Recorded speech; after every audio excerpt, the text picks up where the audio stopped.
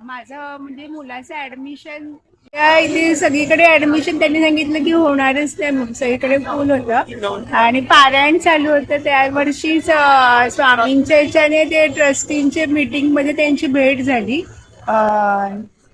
जे ट्रस्टी आहेत शाळेच्या सुप्रिया सुळे मॅडम. मग त्यांनी मला ऍडमिशन घ्यायला तर मला ते विदाऊट म्हणजे रेफरन्स डायरेक्ट म्हणजे त्यांचा शाळेतला लगेच फोन आला आणि माझ्या मुलाचं ऍडमिशन झालं.